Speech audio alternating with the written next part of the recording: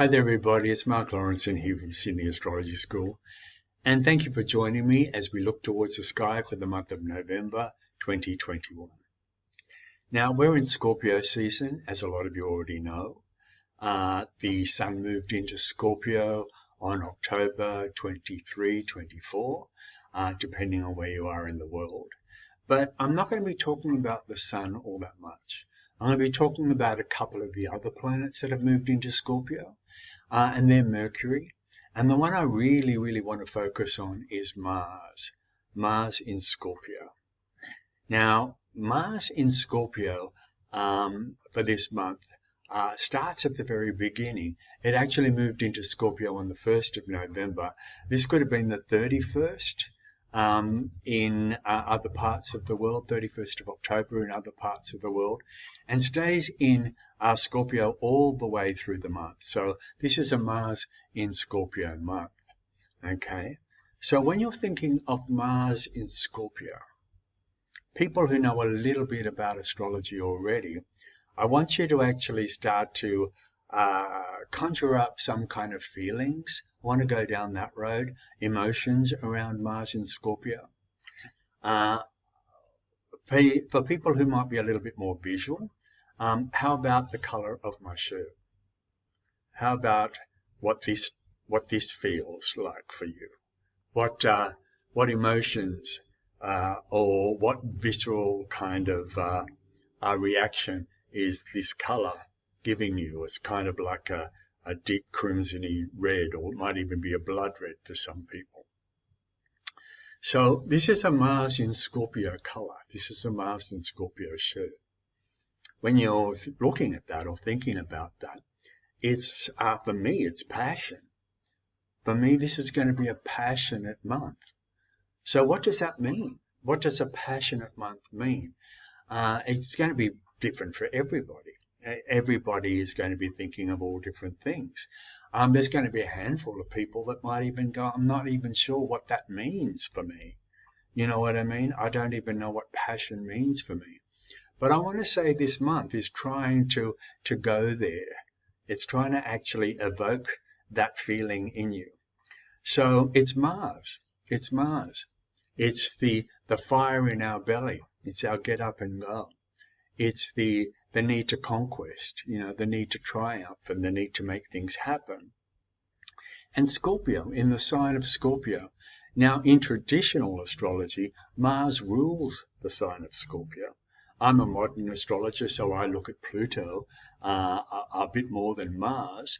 But there is that Marsy energy also in Scorpio. But Scorpio is much more of a feeling sign because it is a water sign after all. So Scorpio is going into the depths of feeling or the depths of the emotions. And so when you're thinking about that, it is that feeling of being able to come into a place of like exuberance or exhilaration. I want to say to go for the orgasm of life, that kind of feeling. And this month has got that flavor to it. Now, I'm not talking about it sexually, though if you want to do it that way, that's fine. But at the same time, it really is about seizing the month. You know what I mean? It's a feeling of being able to suck the juice out of what this month has to offer. And it's all about what it does for you on the level of you becoming excited by something, taking yourself to another level, taking yourself to the edge of your feelings about something. And this is very important for us. This is a really important thing for us to do, because most of us live, and it's not our, it's I don't want to say it's our fault, because we do have to make a living, and we do have to go to work, and we do have to some of us have to bring up kids, and we do have to do the day-to-day stuff. But you know what I mean? A lot of us are missing that juice. A lot of us are missing that kind of, exhilaration, knife edge kind of excitement that Mars in Scorpio is wanting for us. Okay?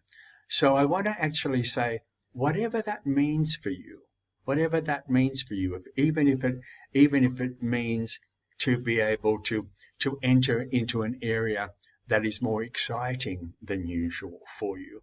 I want you to actually entertain the idea of actually going into that area and going down that road and taking a look, mainly for the level of evoking that feeling in you more than anything else. Now, Scorpio is always about truth. Pluto is always about going down to the truth of something in an unflinching kind of way. So I want to bring that into it too.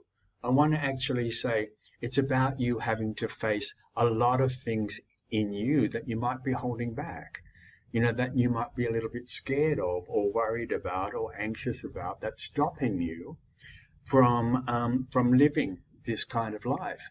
And to be very, very truthful with yourself on the level of why that's happening.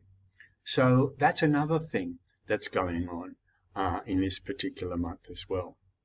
Okay, so let's look at it. Let's look at it, how it looks in the chart, because I want to bring Mercury and I want to bring some other things into the picture as well. Okay.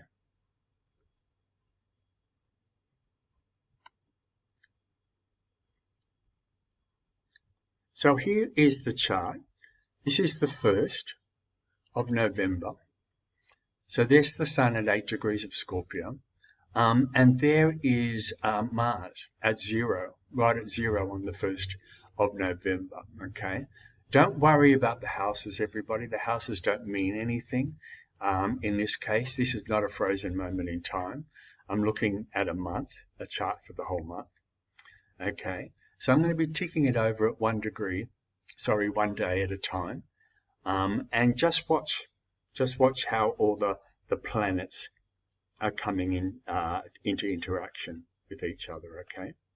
So this is the 2nd, the 3rd, the 4th, the 5th. Here we go. So on the 5th, which will be the 4th in other parts of the world, see how the moon has just connected with the sun, conjunct the sun. When the moon conjuncts the sun, we're having a new moon. And so this is new moon time. So the moon has just gone past the conjunction here, but it was conjunct on the same day. Okay. So this is the new moon in Scorpio. So we're having the Scorpio new moon.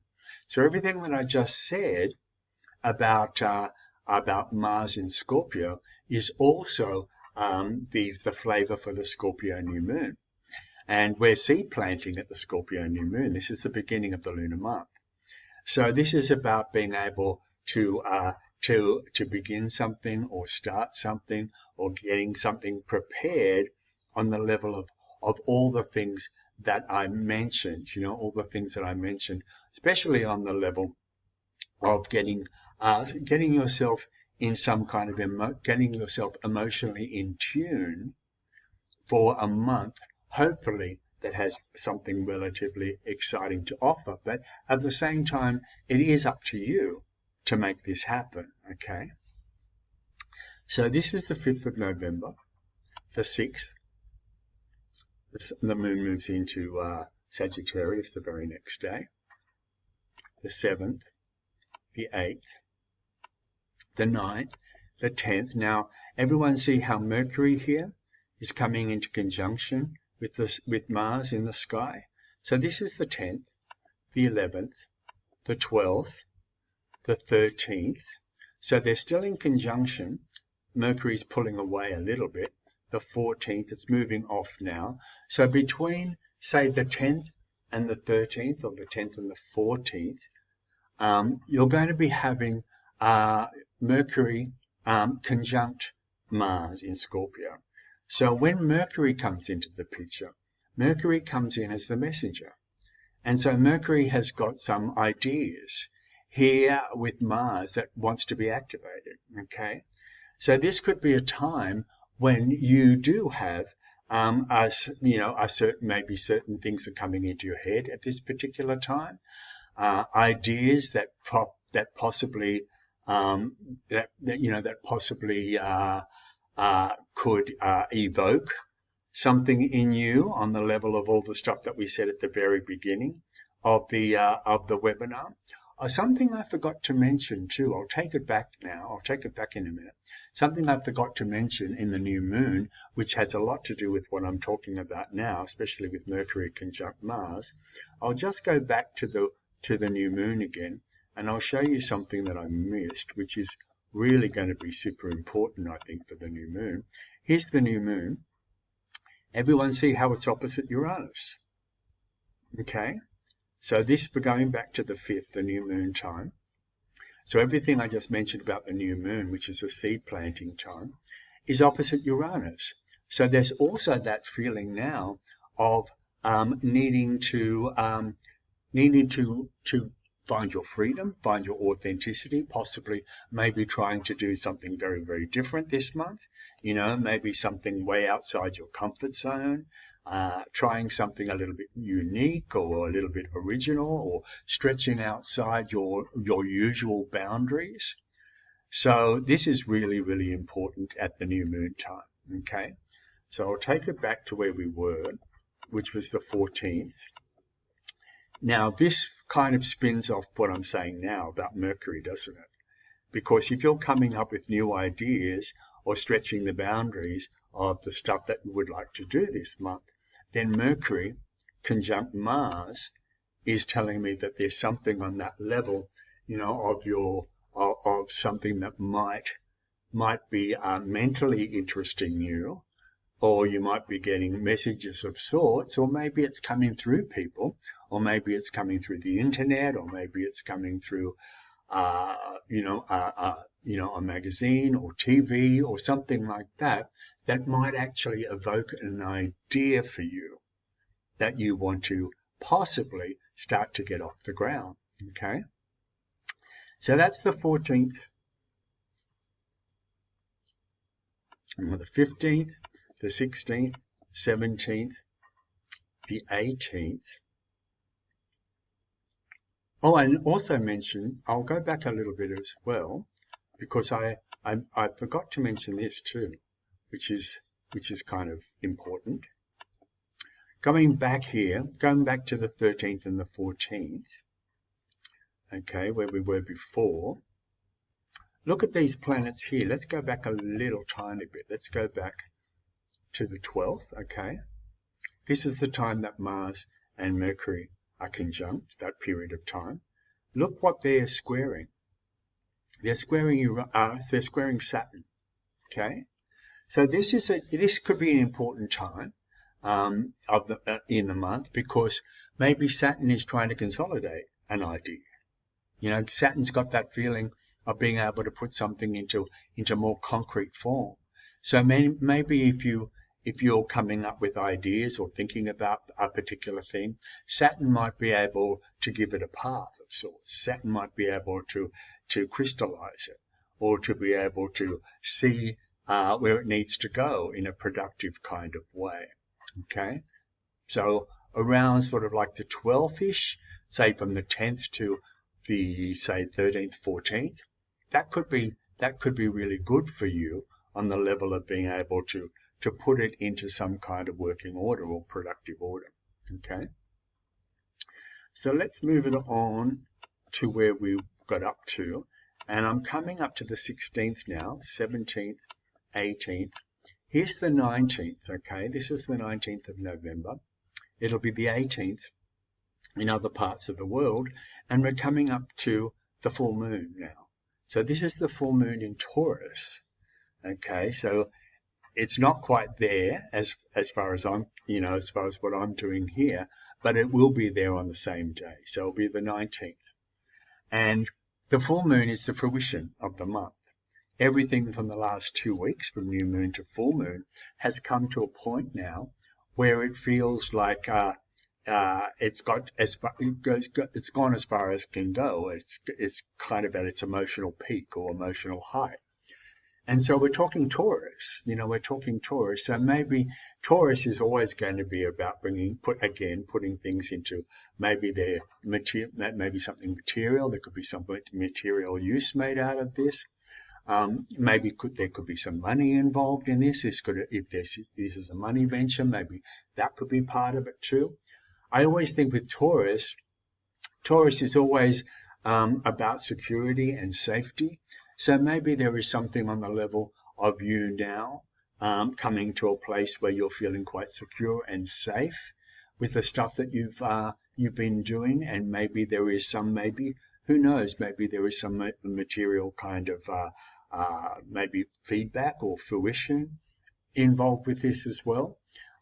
If this is a creative or artistic venture, then Taurus is usually there, on the level of being able to bring that into form, into material form.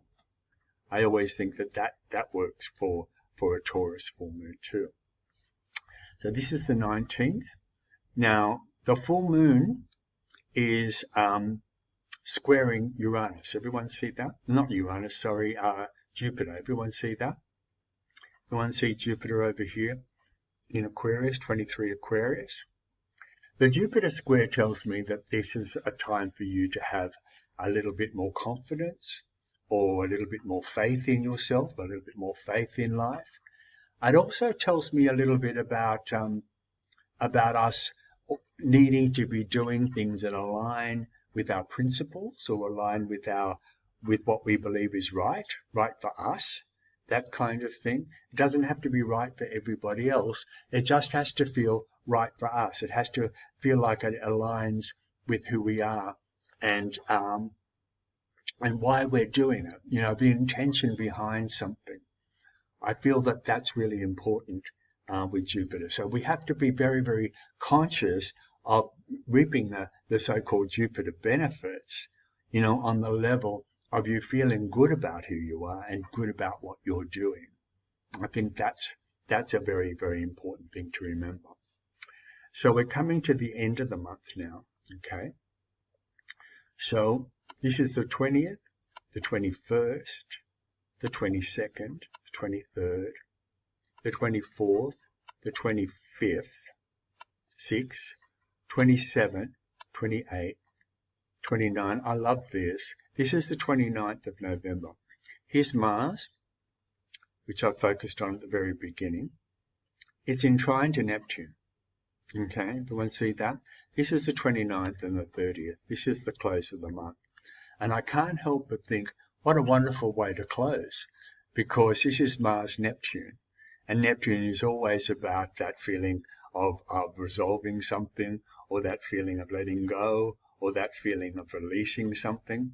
So it's a really nice way to come to the end of the month, with that feeling. The moon is coming into the last quarter, going into the balsamic phase at the same time.